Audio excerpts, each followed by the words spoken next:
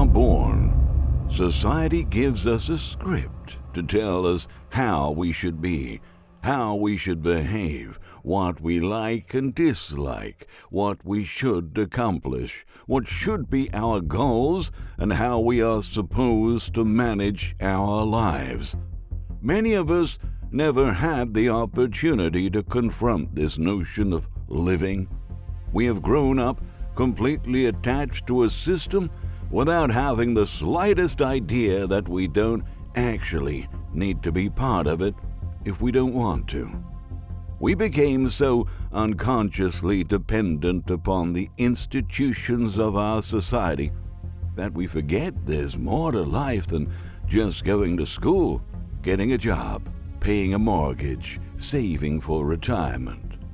Unfortunately, the vast majority of people are connected to the matrix and too afraid to pull the plug. We can't even blame them for that, since fear has been installed into our minds from day one. We keep being fed with it every day since then, with corporate media and our corrupt government's continuous efforts to bend us over so it's easier for them to rule us. We end up buying the narrative that we're defined by whatever job we have. We like to believe we're essential employees to the gear of society, but in reality, we are merely corporate servants. Most people feel that they can't quit their jobs and start over somewhere else because they have bills to cover every month.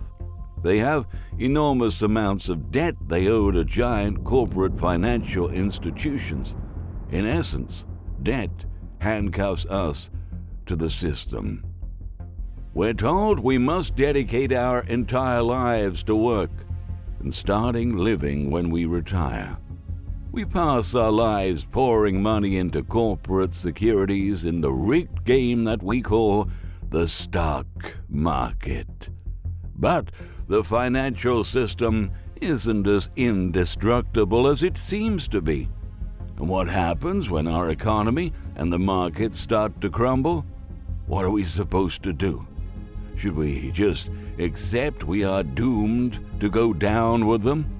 The answer is a big fat no. There is life to be lived outside the molds that are presented to us. Things don't have to go that way. You can set yourself free and live a life that is worth living. Today, we decided to bring the example of some brave risk-takers that decided to live off the grid and started to find joy and fulfillment away from the chaos of modern society. So stay with us. Don't forget to share and leave a thumbs up in this video, and please subscribe to our channel. Turn on that bell to keep updated with our latest notifications. Now, during the current economic collapse, millions upon millions of Americans have lost their jobs, and many can potentially be evicted from their homes in 2021. Every time things go bad, it's the average person that takes the coup. But we don't have to be held in that position if we don't want to. An increasing number of individuals are realizing that living off the grid is the way to go. As 65-year-old Bob Wells stated, if the Great Recession was a crack in the system, the health crisis and climate change will be the chasm. The nomad, who plays himself in the film Nomadland, an early Oscar contender starring Frances McDormand, is helping people to adopt the nomad way of life and change their perspective about the world. Today, Wells lives exclusively on public lands in his GMC Savana, equipped with 400 watts of solar power and a 12-volt refrigerator. He will never have to make a mortgage payment or pay rent ever again. Now his life goal is to teach people how they can practice nomadic tribalism, living in a car, van, or RV, and that in a way they can save themselves from homelessness and begin living more sustainably. He's disclosed that although he's pretty satisfied with his living arrangements right now, it wasn't always this way. In fact, his choice to adapt a nomad lifestyle was initially sparked by a deep discontentment with the corporate job that he had. Before starting his nomad journey in 1995, Wells lived in Anchorage, Alaska, with his wife and 2 boys. He used to work as a union clerk at the very same place his father had worked until retirement. Sadly, 2 years after his father was finally free from work, he passed away. Fearing to be destined to the same fate, Wells always asked in himself what he could do not to end up in the same situation. But decades went by, and he was still trapped in a job he hated, working with people he didn't like, only to buy things he didn't want. As he describes, he was the living embodiment of Thoreau's quiet desperation. He wasn't satisfied nor happy with that overwhelming reality, but he didn't know what he could do to change it. After all, he was allegedly living the American dream. But things suddenly changed at age 40 when his divorce happened. Having to pay alimony and child support, all the money he had left from his paycheck totaled about $1,200 a month, $800 of which went towards rent. Then one day, anxious about his impossible finances, he found a green box van for sale and thought, why don't I just buy that van and move into it? At the time, the idea seemed too distant and too crazy, but as the prospects of homelessness approached, he knew exactly what he wanted to do. He took his last $1,500 from his savings account, bought the van that was just too ratty looking for its previous owner. He disclosed to have given his landlord notice that very night. Then he put a sleeping pad in the back of his van and cried himself to sleep. However, at the end of the first month, he had a major breakthrough. He didn't have to pay rent anymore, and he had a home of his own. Gradually, his finances improved, and he began upgrading his new place. He installed insulation, a proper bed, even built a PlayStation fortress for his boys. He left his old job, started working only 32 hours a week, so every weekend became the 3-day weekend, which means he had more free time to spend with his kids, which he says it's tremendously helped his mental outlook on life. He was finally free, truly happy.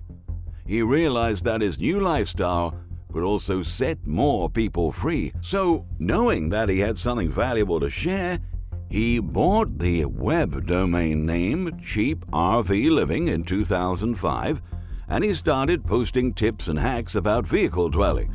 But some argue that he was in fact offering a roadmap to a better life. Nowadays, he has hundreds of thousands of online followers, and of course, he had a part in the new film Nomadland. But despite all of that success, he affirmed he will continue to live in his GMC Savana.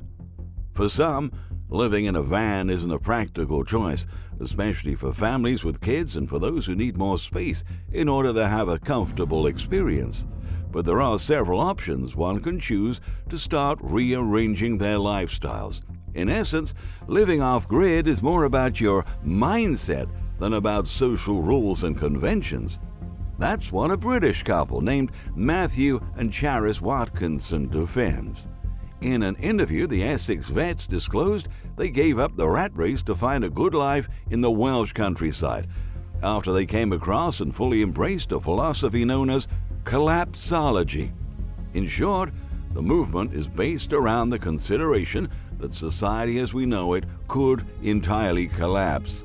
But as opposed to doomsday preppers, rather than lonely bunkering down in a deserted nuclear facility and preparing to fight the storm alone, the movement envisions to save society as a society, introducing rural, community lifestyles while also welcoming communication with the wider world.